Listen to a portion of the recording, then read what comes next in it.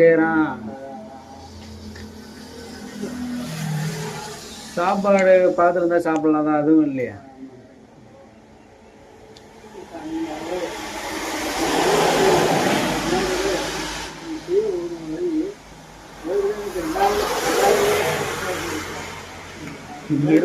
₹20 2000 சொல்றீங்க.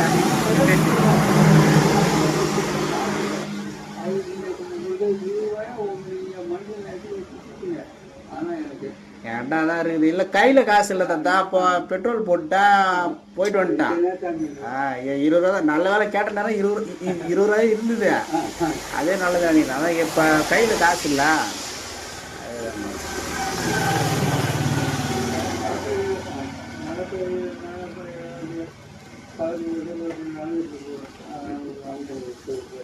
ம்